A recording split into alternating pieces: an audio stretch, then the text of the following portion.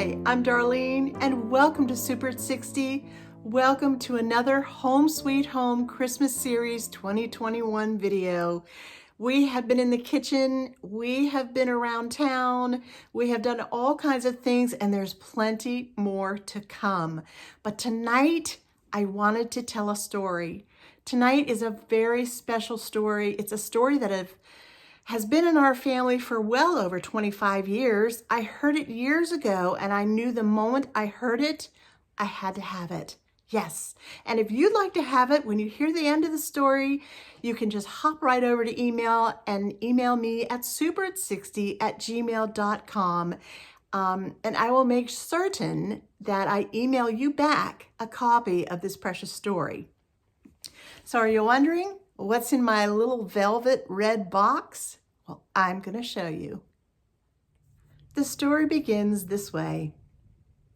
It's up to those of us who are grown to teach the children the true meaning of Christmas and remember it ourselves. Just a week before Christmas, I had a visitor. This is how it happened.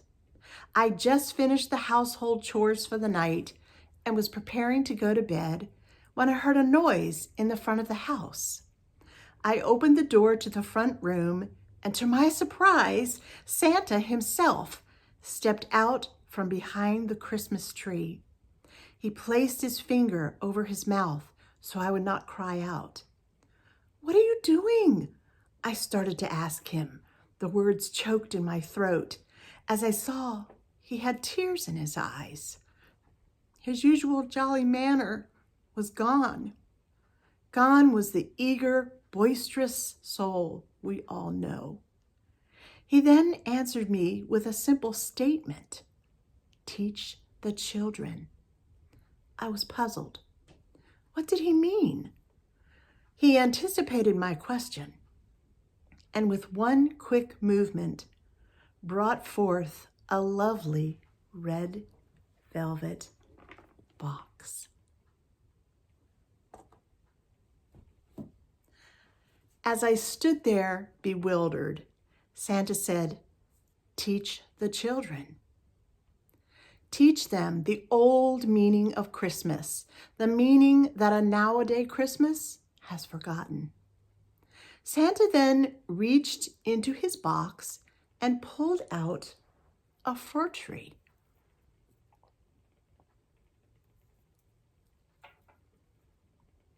Teach the children that the pure green color of the stately fir tree remains green all year round, depicting the everlasting hope of mankind. All the needles point heavenward, making it a simple symbol of man's thoughts turning towards heaven. He again reached into his box and pulled out a brilliant star.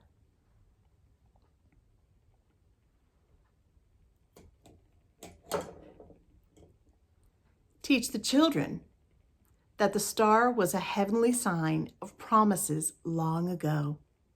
God promised a Savior for the world, and the star was the sign of fulfillment of that promise. He then reached into his box and pulled out a candle.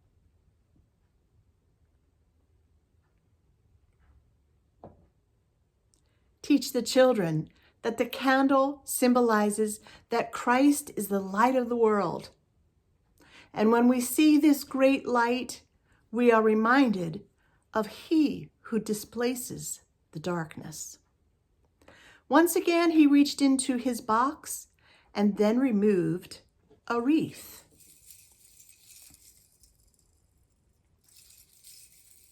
Teach the children that the wreath symbolizes the eternal nature of love.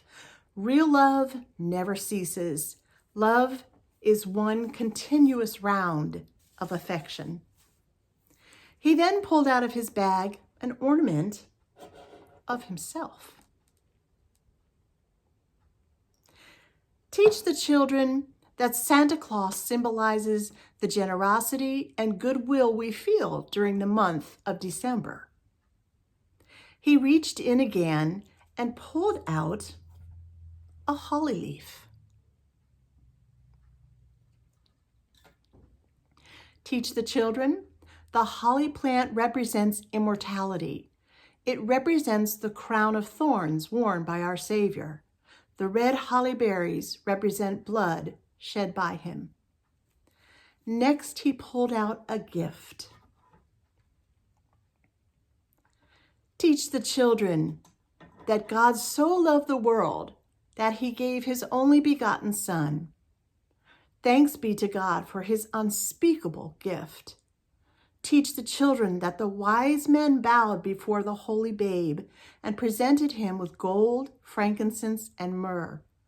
We should give gifts in the same spirit as the wise men.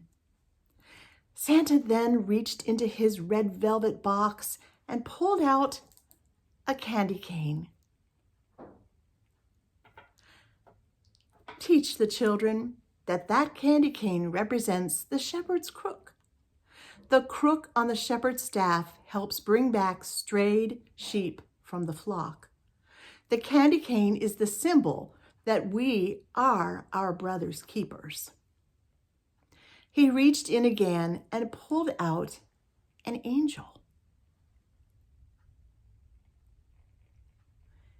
Teach the children that it was the angels that heralded in the glorious news of the Savior's birth. The angels sang, "Glory to God in the highest, on earth, peace and goodwill." Suddenly, I heard a soft twinkling sound, and from his box, he pulled out a bell. Teach the children that as the lost sheep are found by the sound of a bell, it should bring people to the fold. The bell symbolizes guidance and return. Santa looked at the tree and was pleased. He looked back at me, and I saw the twinkle was back in his eyes. He said, "Remember, teach the children the true meaning of Christmas, and not to put me in the center. For I am but a humble servant of the one who is, and I bow down and worship him, our Lord, our God." Well, you can see how beautiful this story is and how deeply meaningful it is for even just the littlest of children to participate and to understand. Our son, our youngest son, our oldest son, when he was young, he would stand right next to me at the Christmas table, the dinner table, and right after dinner and before dessert, that's usually when we would tell the story. And as he would listen to the story, he would pull out each one of the little symbolizing trinkets, and he kept up with the story. He did. And then when our other son was old enough to do it, it was his turn. And we did it for years and years and years. And, sometimes I just did it myself, in front of the rest of the family when the kids got to be a little older. And now those boxes have gone on to our children, and now starting this same precious little story in their families as well. One of my sons, my oldest son, got the actual red velvet box, and my other son, I found another beautiful box. So it doesn't have to be a red velvet box. It doesn't even have to be a box. It could be whatever you find that you think would be so enjoyable. And then just mark a little red velvet box out of the story and put in whatever it is that you choose to use for your family. Yes, Santa says, teach the children, teach them the old meaning of Christmas. Now, Santa can be a wonderful, wonderful part of the Christmas celebration. He's a joyful, joyous, funny, fun-loving kind of character that we all enjoy. But the true meaning of Christmas was born in a manger over 2,000 years ago, and his name is Jesus. Thank you so much for being with me tonight. And again, if you'd like to have a copy of this story, please email me at superat60@gmail.com, and I will be certain to make sure you have a copy of this story. Merry Christmas, good night, and Lord bless.